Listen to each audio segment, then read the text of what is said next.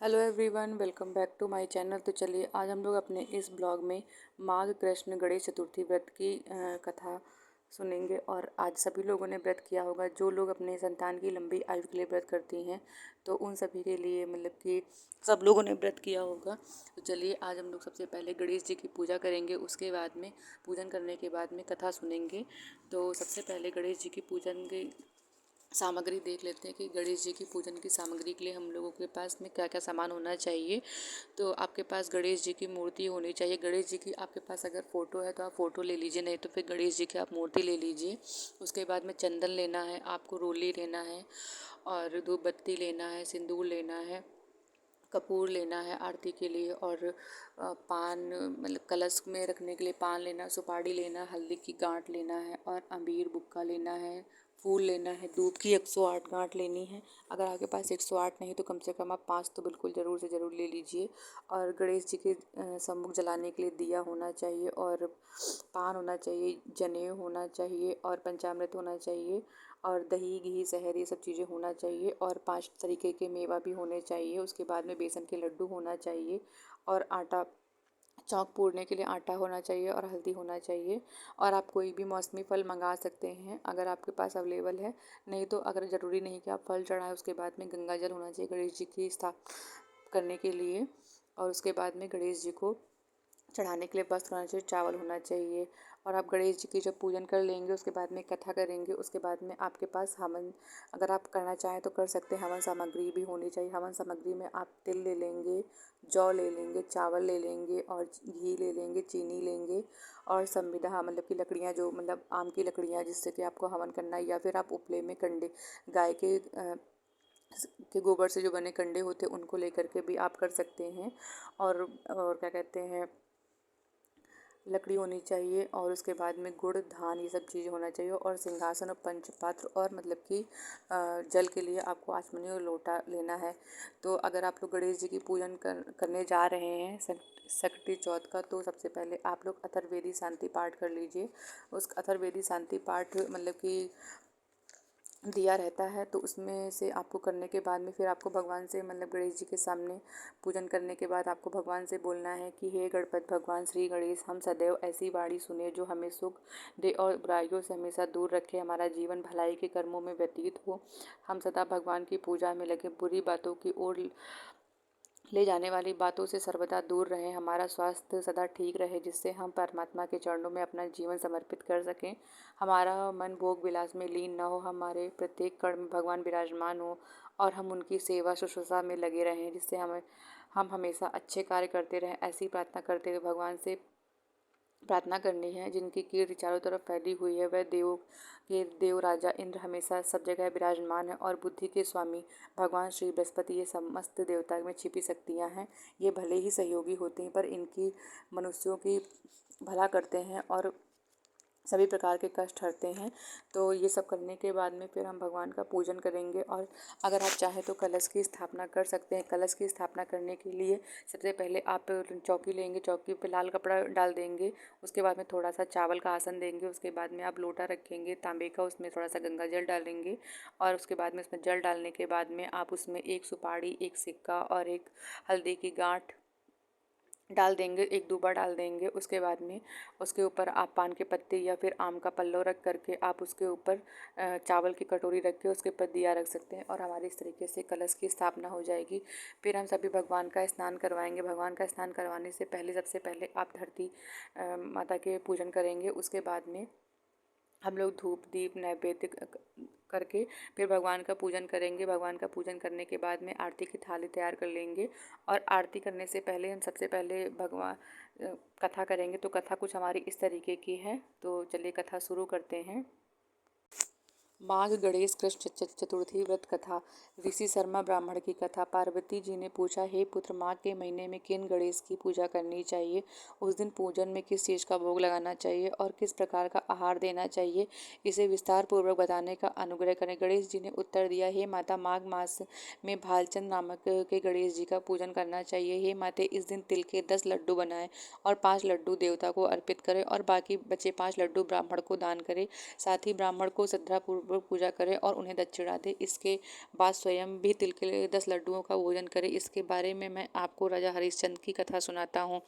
सतयुग में हरिश्चंद्र नाम के यशस्वी राजा हुए थे। वे क्षत्रिय धर्म में थे, चतुर, सज्जन स्वभाव, सत्यवक्ता और विद्वान ब्राह्मणों के आराधक थे। हे देवी, उनके राज्य में अधर्म नाम का नाम तक नहीं था तथा कोई भी व्यक्ति गरीब, लूला, लंगड़ा अथवा दुखी नहीं था। सभी व्यक्ति रोग रहित और चिरायु होते थे। उनके राज्य में ऋषि शर्मा नाम के एक तपस्वी ब्राह्मण रहते थे। एक पुत्र को प्राप्त करने के पश्चात उनका स्वर्गवास हो गया। पुत्र का पालन पोषण उनकी धर्मपत्नी करने लगी। भिक्षा मांगकर वह विधवा ब्राह्मणी पुत्र का भरण पोषण करती थी। उस ब्राह्मणी ने माघ महीने में संकटा चतुर्थी का व्रत किया। वह सदैव गोबर से गणपति जी की मूर्ति बनाकर उनका पूजन किया करती थी। हे माते, भिक्षा मांगकर ही उसने तिल के 10 लड्डू बनाए। इसी के मध्य उनका पुत्र गणेश जी की प्रतिमा अपने गले में बांधकर कहीं खेलने चला गया। तब तक एक चंडाल कुम्हार ने उस ब्राह्मणी के 5 साल के बालक को जबरदस्ती पकड़कर अपने आवा में बैठा कर उस आवे को बंद कर दिया और मिट्टी के बर्तनों को पकाने हेतु उसमें अग्नि दे दी। बच्चे की माता जब अपने बालक को ढूंढने लगी तो उनके न मिलने पर वे बहुत दुखी हुई। वह ब्राह्मणी को रोती बिलखती हुई गणेश जी की प्रार्थना करने लगी। हे गणेश जी, हाथी के समान मुख वाले, विशाल काया वाले, आप मुझे दुखियारी की रक्षा कीजिए। हे लंबोदर, हे विनायक, हे 4 भुजाओं वाले, हे मस्तक पर चंद्रमा को धारण करने वाले, हे दयावंत, हे पुत्र के विरह में दुखी हूँ, मैं पुत्र के विरह में दुखी हूँ, आप मेरी रक्षा करें। इस तरह वह ब्राह्मणी आधी रात तक रोती बिलखती रही। सुबह हो जाने पर कुमार ने अपने पके हुए बर्तनों को देखने के लिए आया। जब उसने आवा खोलकर देखा तो जांग के बराबर पानी इकट्ठा हुआ पाया। पानी में बैठे एक बालक खेलते हुए देखा। इस आश्चर्यजनक घटना को देखकर वह आश्चर्यचकित हो गया और डर के मारे कांपने लगा। इस अद्भुत घटना की खबर उसने राजा दरबार में आकर दी और अपने द्वारा किए गए दुष्कर्म को राज्यसभा में बता दिया। कुमार ने कहा, हे महाराजा हरिश्चंद्र, मैं अपने बुरे कार्य के लिए मृत्यु के योग्य हूँ। उसने पुनः कहा, महाराजा, अपनी पुत्री के विवाह हेतु मैंने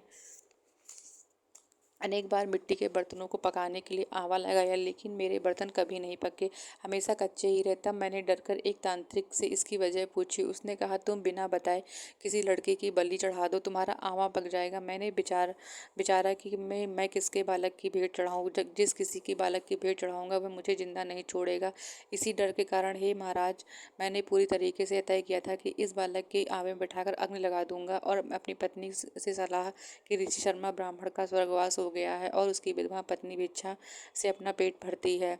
वह इस बालक को क्या करेगी? मैं अगर इस बालक की भेंट चढ़ा दूंगा तो मेरा आवा पक जाएगा और मैं इस घोर पाप कर्म को करके रात चिंता रहित सोकर सो गया। सुबह जब मैंने आवा खोला तो मुझे दिखाई दिया कि लड़के को मैं जिस तरह बैठा गया था वह उसी प्रकार बिना डर के बैठा है और उसी आवे में जांग तक पानी भरा हुआ है। इस भयानक दृश्य को देखकर मैं कांप गया, जिसकी जानकारी देने की मैंने आपके पास आया हूँ। कुम्हार की बात सुनकर राजा बहुत ही हैरान हुए और उस बालक को देखने के लिए गए। वहाँ बालक को आनंदपूर्वक खेलते हुए देखकर मंत्री से राजा ने कहा कि क्या बात है, ये लड़का किसका है, इसका पता लगाओ। इस आवे में जांग जितना पानी कहाँ से आया? बालक को न तो अग्नि से जलाया और न ही भूख प्यास से व्याकुल है। यह आवे में पानी किस प्रकार खेल रहा और मैं जैसे अपने घर में खेल रहा हो। राजा इस प्रकार की बातें कर रहे, तभी वह विधवा ब्राह्मणी रोती सिसकती हुई वहां आई। वह कुम्हार को कोसने लगी। जिस तरह गाय अपने बछड़े को देखकर रामती है, वही दशा उस ब्राह्मणी की थी। वह ब्राह्मणी अपने बालक को गोदी में लेकर प्यार करने लगी और कांपती हुई राजा के सामने बैठ गई। राजा हरिश्चंद्र ने पूछा, हे ब्राह्मणी, क्या तू कोई जादू टोना जानती है या तुझे कोई धर्म कार्य किया है जिसके फलस्वरूप बच्चे को अग्नि छू तक नहीं सकी? राजा को ऐसा कहने पर ब्राह्मणी बोली, हे महाराज, मैंने कोई जादू टोना नहीं जानती हूँ, ना ही मैंने कोई तपस्या की, योग आदि की विधि ही नहीं जानती हूँ। हे महाराज, मैं तो संकट नाशक गणेश चतुर्थी का व्रत करती हूँ। उसी व्रत के प्रभाव से राजा के कारण मेरा पुत्र जीवित बच गया। ब्राह्मणी की बात सुनकर राजा ने आदेश दिया कि मेरे राज्य में समस्त जनता इस संकट नाशक गणेश चतुर्थी के व्रत को करे। राजा ने कहा, हे पतिव्रते, तू धन्य है। उस दिन के नगर में सभी लोग प्रत्येक मास के गणेश चतुर्थी का व्रत करने लगे। श्री कृष्ण जी ने कहा, हे युधिष्ठिर, आप भी इस उत्तम व्रत को कीजिए। इस व्रत को करने से आपको राज्य प्राप्त करेंगे, आपकी सभी इच्छाएं पूरी होंगी। भगवान श्री कृष्ण के वचनों को सुनकर युधिष्ठिर बहुत प्रसन्न हुए और माघ कृष्ण चतुर्थी का व्रत करके निर्विघ्न राज्य का सुख भोगने लगे। कुछ इस तरीके से हमारे व्रत की कथा थी, जो हमारे व्रत की कथा पूर्ण हुई। और कथा पूर्ण होने के बाद में अब हम आरती करेंगे। तो सबसे पहले आप गणेश जी की आरती करेंगे, उसके बाद में आप भगवान शिव की आरती करेंगे, क्योंकि गणेश जी की आरती के बिना कोई भी हमारा व्रत या पूजन संपन्न नहीं होता है। और तो हम ये इस तरीके से रही सकट चौथ की कथा। और अगर आपको हमारी व्रत कथा अच्छी लगी तो प्लीज़ आप लोग हमारे चैनल को लाइक करें, सब्सक्राइब करें, कमेंट करें, बेल आइकन को हिट करें, हमारी वीडियो को शेयर करें। और सभी लोग अपने बच्चों की लंबी आयु की कामना करते हुए इस व्रत को करेंगे। भगवान सभी को पुत्र दे, उनको बहुत लंबी आयु दे, उनके परिवार को सुखी रखे। सब लोग अपने परिवार के साथ मिलजुल कर रहें और परिवार के साथ प्यार बांटें। भगवान से यही दुआ आप लोग को करनी चाहिए। और अगर आपको हमारा वीडियो अच्छा लगे तो प्लीज़ आप लोग हमारे वीडियो को शेयर करें। Thank you for watching my video. आप सभी लोगों को सकट चौथ की हार्दिक शुभकामनाएं। सभी को पुत्र की प्राप्ति हो, सभी को खूब लंबी आयु मिले, सभी का परिवार स्वस्थ हो। Thank you.